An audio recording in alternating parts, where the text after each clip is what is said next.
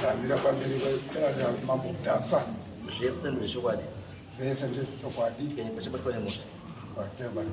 Mwari andibatsirawo. Mwari ngatibatsire.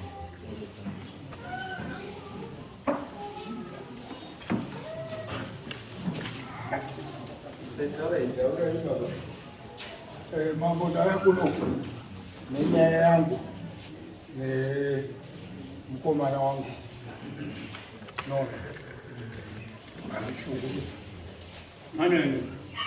mwana wemunin'ina wangu namba 3 kubva kuna wangu.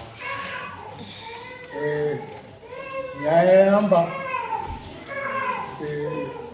kuti tatangane ndeyekuti tatangana ngenyaya yeminda. Takamupa munda wekuenda kofa, zvino akasvika akaenda kotora wana tete kwachigodora kwaunza pamunda ipapo asina kutitaurira.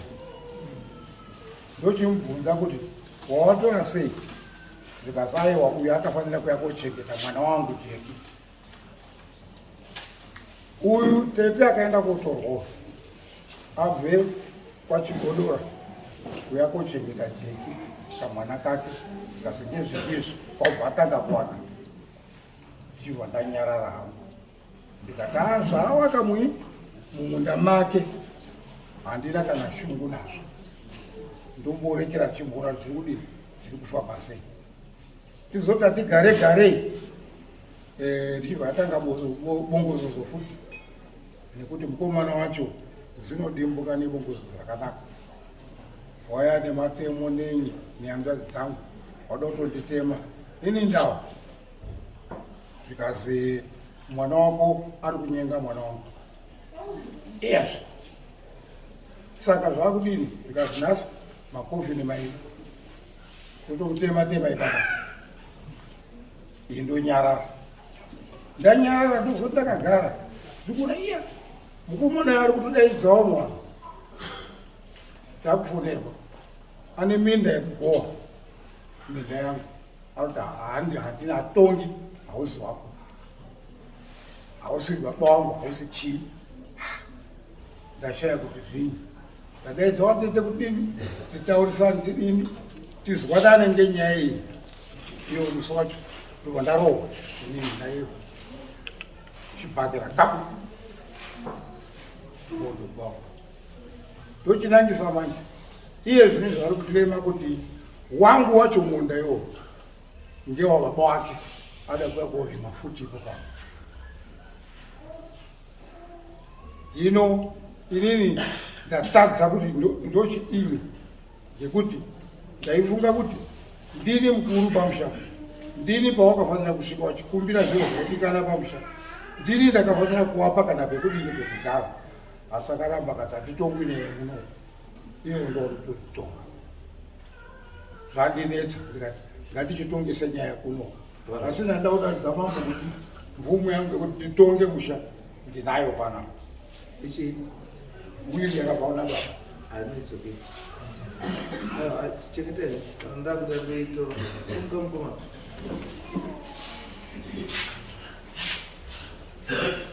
Okay. Ndamira pamberi pedera mambo mutasa. Zvese ndezvokwadi. Ndikabatwa nemota. Mwari andibatsirawo. Amzoi mambo mtasa unodake wese nditaka kuti Norman Jackson Maunzi. Nyaya yekuta saMaunzi zvimwe watakachokwadi zvimwe watakamanyika. KwaMaunzi kune mweya wobaba. Baba wangu akaunza property yawo 1998 waibva JMB. Hembe dzamai wangu hembe dzawo mudziyo yawo ndandine 6 years. Baba wangu akafa 2001 ndikanochengetwa kumusha kwa mbuya kwamai. Ndikadzoka mumusha muna 2012 baba akatokana nemuno sasita wangu Norman wakatiti mukomana wakafa. Ndikabva ndawake papa honde uta honde yeminda chito chamutatu wakanyowesa inini munhu akaudza nyaya yeminda muning'ina wao Nomeni na tete Ruthi, tete Kero, tete Tracy. Musweke mekunge mwana wao George Maunzi. Ndaenda kubasa kumandaka uko. Akauya kumba because akanoke mabhinzi pane munda pa side pemba. Akauya zvikanzi mining ndipo kisi nemakumbo. Mukomana hapo bandoka manei ndane nguwa mukadzi chi akasohoka akaenda. Mukadzi akanodza tete Tracy vanosona pamba. Tete wakachengeta nyaya kusvika ndauya. Muzi wakapinda negejo anaoza kuti akadzoka. Zvikanzi mukutsika chibage changu zvikanzi ngezvako. Zvikanzi kazi mune danha renyu here zvikanzi ndati ndezvako. Ndikabuda pandikati ko zvamukuti asi mune nyaya yenyu yega inyaya ipi? Zvikanzi bvunza tete wako Mairuka. Ndikatobvunza tete kanzi achi unganidza vanhu vese chi wauye pana. Andikwanisi kutaka nyaya ndega. Ndakafonera tete Ruthi kwachigodo kakauya. Ndakatomeni Maunzi akauya iyo kanga alipo George akabhambotiza pambenda kumombe. Tikamfonera akatoka awasati asvika akazosvika. Akabvunzwa nyaya na baba mukuru Nomeni Maunzi kuti George ichokwadi kunzi iwe wakaenda ukanonokera mining Tom uchiti ndipo kisi nemakumbo. Zvikanzi ndizvona chiwa ndakashaisha. Sababu ndamufonera kana shumba tine nyaya yatoda kugara asi kana tazoita tozounza kwenyu. Tikabva tapedza nyaya George abva moti chi ndakazviita asi ndokundiyo chi sorry. Baba wachona wari pa. Baba wachona wazoona kuti nyaya yanetsa nekuti wana tete wakabva wagara pasi nemunina wawo. Munina wawo ndinya kutaura kuti isu pana zvingaunetsa ngatipane chi mabhanda. Because mukomana akushandisa mukana wekuti akunonge mabhinzi chi kumundo. Yeti mundo ndewadheni vika baba wangu inini. Wakapuwa 2 makondoti 1 2 akati because lokutaka kubva pamonde nderangu inini vechitundi 1 2 ndeacliff pamusha pawagere babawa ndipe mukopana mudiki anonzi Godi akashaika ane mwana akanonzi Jabu 1 2 achona ndoadhena baba wangu inini ina kanobvawe pazasi pachona baba Nomeni ndekata kuti ngomana tsvaga waya uise bound yakuti George asasocrose kwenda chi kononoka mukadzi wako inini kwangu ndakasawaya fishi akasawaya pake ndo pandiona samwe kunzi inini ndokamba nemunda ndina basa nawo pamambo mazuwa here kana wakakwanisa kutengesa zvipfeko zvamai wangu zvemukati nemapitcoat nemapoto nemidziyo nemibhedha ine vanhu wakuya kwandiri kuti nditi zviko zvamayako zvekuti netsa kusvika ndikafonwa naseku kumasvingo ndikati kune vanhu wakatengeserwa hembe mapoto mubhedha nemawardrobe navangu bedme wakuya kwandiri chititi 20 cents zvinhu ndikati ona sekuru ndinokwanisa kutsvagire mari basi moya meta sei mobvunza mpasha wenyu kwete kubvunza inini kana inyaya yemunda ngavatore zvimambo andibasa nawo munda baiwowo patigere pakakwana iyi nyaya yoda kukavha mwana wawo akuenda chonoke mukadzi wako Tom zvisinei kana iwo waine mweya wekubaba ngawachitora nemukadzi wacho nemunda wacho watora it's fine.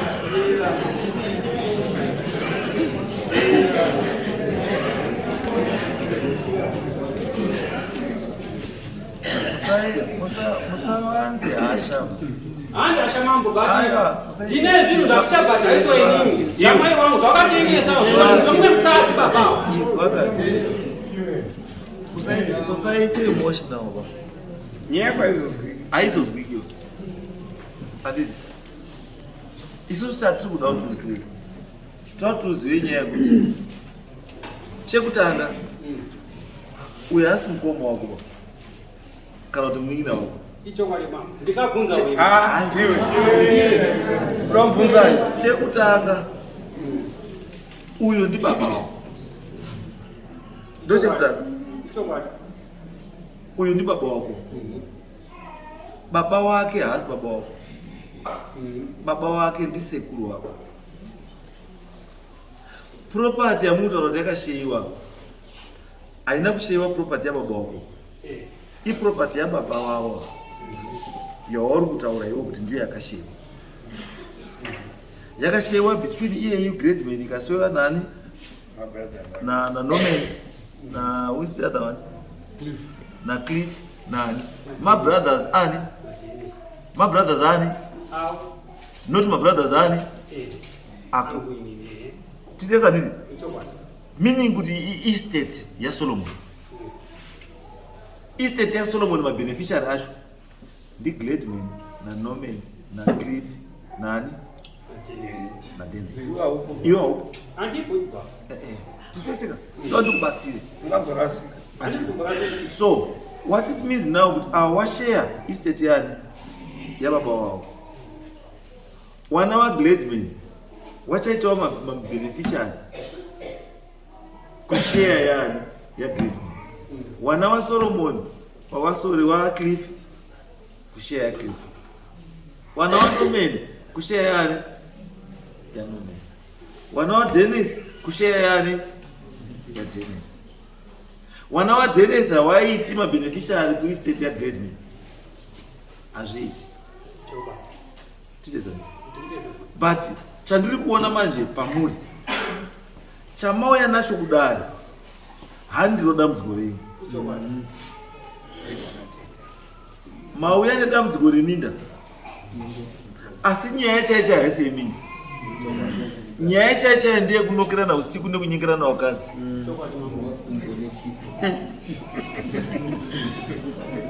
Ndazwa paine munhu ati azi chimodiwa wakisi nemakumbo.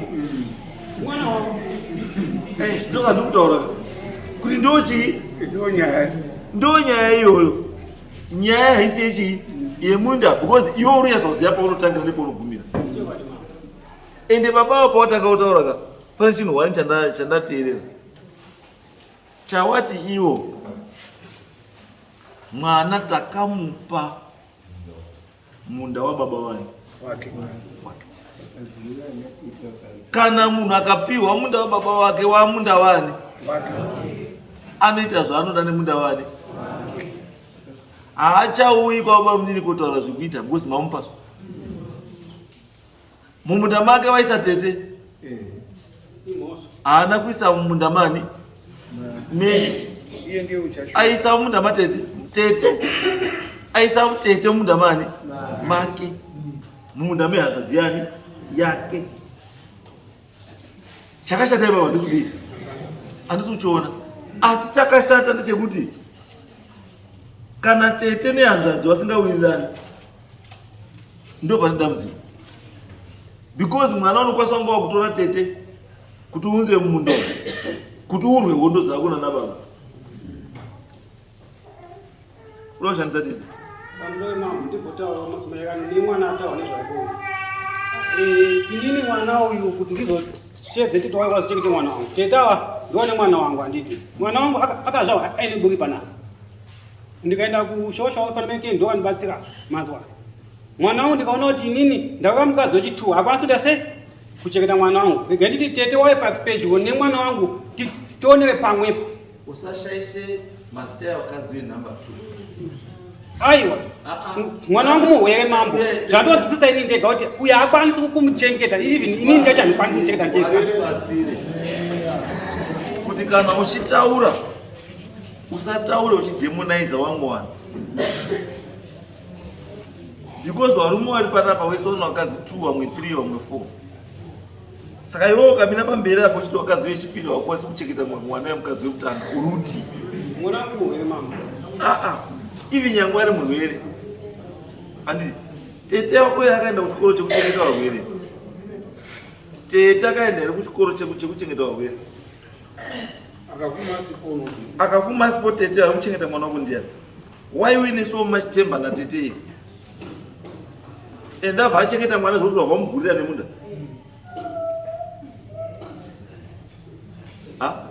Wabva achengeta mwana zvokuti vakunakidza zvokuti vamugurira nemunda. Ini ndakaona kuti tete wangu baba waita mwana wangu baba. Akanga nani pani andaita ini jeje ndaitozvitadza. Izwa baba. Nyaya yako pairi handi yekuti wapa munhu chinhu chako. Asi nyaya iri pekuti pekutanga munhu wapa agreement yenyu pamapana ndeyekuti chii. Munhu wapa relationship yake nehanzvadzi dzake yakambomira sei. Because tete wako kahanzvadzi yawo. Relationship yawo nehanzvadzi dzawo yakambomira sei. Inini mambo ndisati ndapa tete kuna ausati wapindura ndati relationship yatete handizi asi wamwe wachona usati nyemberi kana uchita uizivi kuti ndikuti ndakanobvunza baba wakandisunungukira ndikati baba ndafunga kuti titi tete wauye wagare pamusha ndati tete nehanzvadzi dzake wanowirirana here handingazvizivi mama anyway anza wadii watotipa because mhinduro yako yaratidza kuti tete nehanzvadzi dzawawirirana saka wakanotora mhandu kuiunza musha ndobva yaunza muyadhi saka wadaro ndo zvaukonzeresa dambudziko newaruma kuti varume avo ndosaka kuti usati wanotora munhu uyo unodai wakatanga ukativhunzawo kuti ndotora here kana kuti ndosiya ariyo zvino iwewe wakanotora munhu uyo iri weye yako yekufunga kuti uri kufikisa avo iwe uchabva wainja kuona kuna tete chii usingaoni kuhanzvadzi dzako hauna hanzvadzi dzako here ndati hauna dzako here hanzvadzi yakafa kuwaningina wako kana wana mukoma wako hawana hanzvadzi nina wangu tiritumba medi muri tu ndati hakuna here hanzvadzi hatina hanzvadzi baba mukuru kana baba mukuru hakuna hanzvadzi zokumabasa South Africa tete uyo ana makore mangani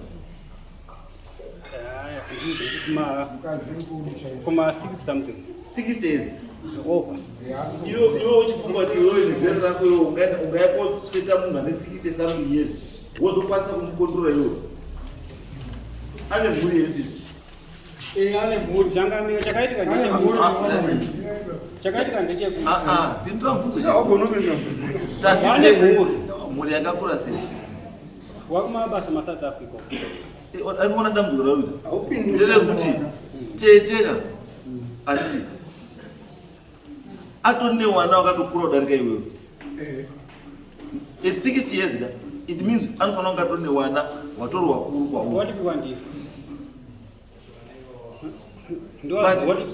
saka iwewe chinhu chakakwadza inyaya yekuti ukatora tete ukamuisa apo wakomana wachakusapota uri South Africa wasikana watoniwa kumaoko wasikana ivi nyengoro wasikana ndo zvishandike andura ndati iwewe handizi tete anga akaroorwa akaroorwa saka ndobva wabvisa tete kumusha kwake kwaakaroorwa wakutoloja kwachigodora ikati tete hazviti kuti mugandiniona wangu uchikove neni kulocation ndikanoudza mningina wawawo ndikati chiwa ndanafunga kuti tete wawo zvikanzi chiendei kwasabhuku munobvunza kuti zvinoitika kuti wapinde mubhuku rasabhuku tikaenda ndobabhadhara mutete wawo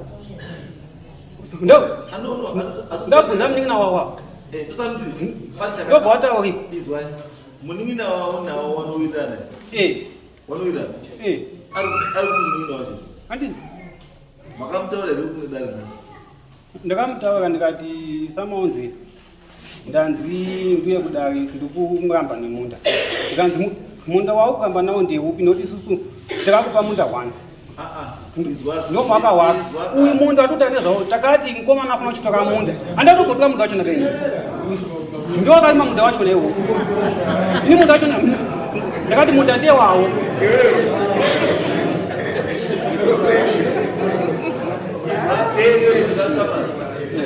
tati handikaurikuona here baba munini wauri kutaura naye iye aifanira kunge ari kutaura zvawakutaura izvo muno haafaniri kuzvitaura muri wangani muri 2 muri kubvawo aifanira kunge auya achizvitaura papi panapa mukoma wake arapa iye arapa because zvauri kuita iwo manje waakuti mukoma nemunini wasawirirana because iwe waenda kutora munin'ina natete uyu asara yagawo apa wangu mchavi anoshava unyemba waibva nyaya dzemwana wawo wainokadhongazi wangu aiyo okay alright mawinga panapa handiyo mawinga yachi yemunda Wakomana, dzikai endai munoone parutaurwa nevakomana pane gakawa remunda. Then modzoka Saturday tokupai judgment kuti munda ndewani. Kana paine dzimwe nyaya dzisiri dzemunda mozouya nadzo. Ndazwa kutaura yekunyengerwa mukadzi kuya nayo iri separate. Nhasi mauya yemunda iyi yekukumbirwa kisi nemapumbu ngeyeumwe zuva. Right, when